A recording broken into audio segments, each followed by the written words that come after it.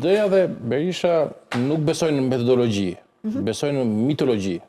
Besojnë që populli i do, por janë të penguar për të thënë, për të shprehur dashurinë e tyre. Pra i bie që sipas tyre, populli do shumë më tepër, ka frikë kudo që të flasi e ta shpalosë dashuri. Problemi është shumë bazik faktikisht, kjo është s'të pëlqen çfarë pasqyra të nxjerr, pastaj thyen pasqyrën, dhe s'të pëlqen çfarë reflekton.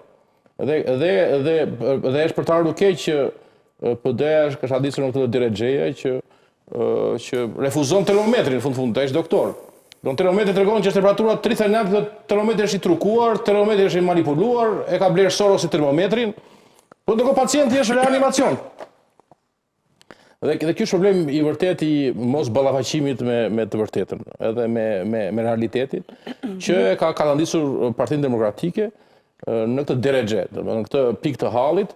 Po më shumë se sa më na vjen keq se ka kallandisur atë, problemi kryesor është se ka garantuar një qeverisje si rrallë herë më parë. Domethënë, këtu jemi kthim në epokën e Ramizalis.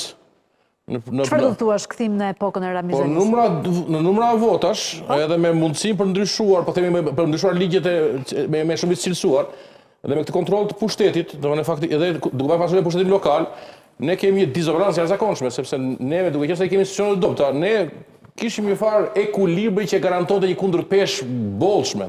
Në fund kundërpesha nuk ka qenë e vogël. Në çdo zgjedhje diferenca ishte minimale. Ai sa ishte kundërpesha. Në momentin ku s'kemi shoqëri civile kush e di, s'kemi institucione funksionale, kemi pak drejtësi që më në fund është në nivel embrional, kryesisht me serumin që merr nga jashtë, që ngelo me metaforat e mjekësisë i frymëzuar nga doktori. Dhe ne padyshim kemi nevojë për të kundërpeshën. Kemi nevojë për kundërpeshën e një opozite të fortë, me të mirë dhe këqijtë e saj.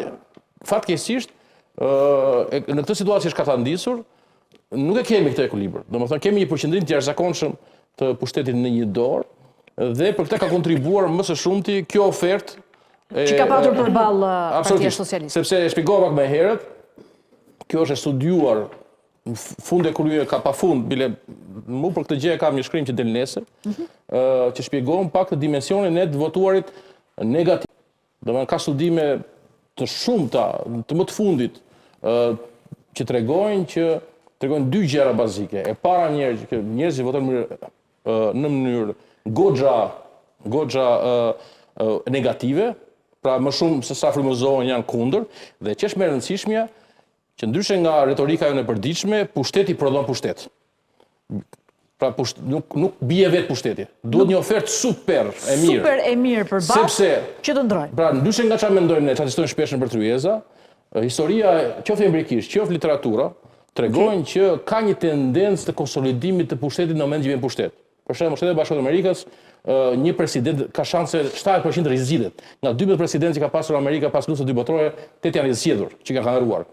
Nga 90% e kongresmenëve rizgjiten, po thuaj 90% e senatorëve rizgjiten. Ata e kanë zgjidhur ndryshe këtë çështje. Jo, ata e kanë limitin e vunë. E kanë limitin. Jo, po e vunë pasi u zgjodh 4 herë Roosevelti, që e vunë këtë bllokimin e limitit.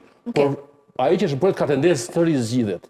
Dhe fakti ka 4 mandate, nuk është ndonjë gjë aq e rrallë për të qenë së vërtetë, sepse Merkel ka pasur 4 mandate.